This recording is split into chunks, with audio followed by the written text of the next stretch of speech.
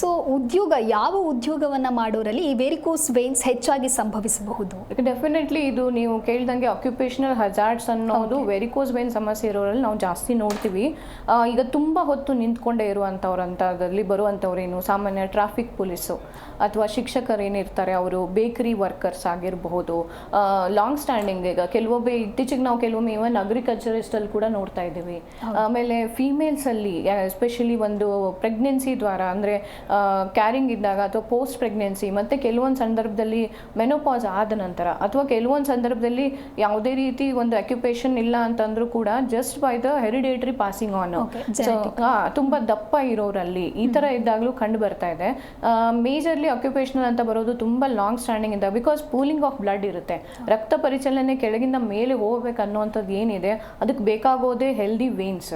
But already ಅವರಲ್ಲಿ ಆ ಥರದ ಸಮಸ್ಯೆ ಇದೆ ಅಂತ ಅಂದಾಗ ಅವ್ರು ಅದನ್ನು ಮತ್ತೆ ಮತ್ತೆ ಮತ್ತೆ ಮತ್ತೆ ನೆಗ್ಲೆಕ್ಟ್ ಮಾಡಿದಾಗ ಈ ಒಂದು ಕಂಟಿನ್ಯೂಸ್ ಸ್ಟ್ಯಾಂಡಿಂಗ್ ಏನಾಗುತ್ತೆ ಸಾಮಾನ್ಯ ಸಮಸ್ಯೆ ಒಳಗಾಗಲಿಕ್ಕೆ ಟ್ರಿಗರಿಂಗ್ ಫ್ಯಾಕ್ಟರ್ ಆಗಿರುತ್ತೆ. ಇನ್ ಕೇಸ್ ನಿಮ್ಮ ದೇಹದಲ್ಲಿ ಆ ಟೆಂಡೆನ್ಸಿ ಇದೆ, ನಿಮ್ಮ ಹೆರಿಡೇಟ್ರಿ ಇದೆ, ಅನುವಂಶವಾಗಿ ಬರ್ಬೋದಾದ ಚಾನ್ಸಸ್ ಇದೆ ಅಂದರೆ ಡೆಫಿನೆಟ್ಲಿ ಅದೇನಾಗುತ್ತೆ ಸಮಸ್ಯೆ ಬೇಗ ಶುರುವಾಗಲಿಕ್ಕೆ ಅವಕಾಶ ಇರುತ್ತೆ. ಓಕೆ ಡಾಕ್ಟರ್, ಇನ್ನು ಒಬೇಸ್ ಇದ್ದವರಲ್ಲಿ, ಬೊಜ್ಜು ಇದ್ದವರಲ್ಲಿ ಹೆಚ್ಚಾಗಿ ವೆರಿಕೋಸ್ ವೇನ್ ಸಮಸ್ಯೆ ಕಾಡುತ್ತೆ ಅಂತ ಹೇಳ್ತಾರೆ. ಯಾವ ಕಾರಣಕ್ಕಾಗಿ? ಬೇಸಿಕಲಿ ಎಕ್ಸ್ಟ್ರೀಮ್ ಬಾಡಿ ಫ್ಯಾಟ್ ಅದು ಎಲ್ಲ ರೀತಿ ನಮ್ಮ ದೇಹದ ಒಂದು ಫಿಸಿಯಲಾಜಿಕಲ್ ಫಂಕ್ಷನಾಲಿಟಿಗೆ ಅನುಕೂಲಕರವಾದದ್ದಲ್ಲ.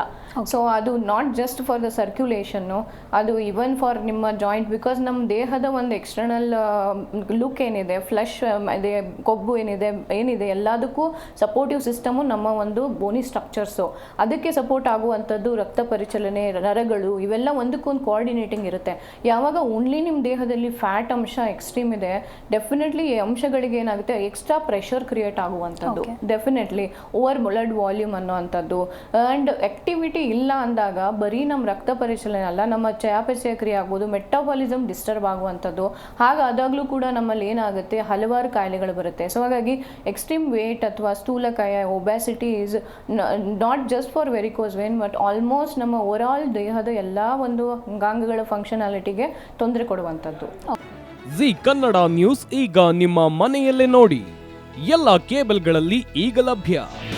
ನಿಮ್ಮ ನೆಚ್ಚಿನ ಜಿ ಕನ್ನಡ ನ್ಯೂಸ್ ಈಗ ಸನ್ ಡೈರೆಕ್ಟ್ ನಲ್ಲಿ number 292, Tata play number 1664, Jio TV number 1334, NXT digital number 30, N cable number 30, city networks 51, U digital number 162, GTPL number 17, Rockline telecommunications number 42, Shri Basaveshwara cable number 168, rural cable network 60, Vinayaka digital 57, Abhishek cable 821, city channel 53, Siddeshwara cable network 57, V4 digital Infotech 628, ಸೂರ್ಯ digital networks 53, Gajanan digital number 836, Malnad Infotech private limited number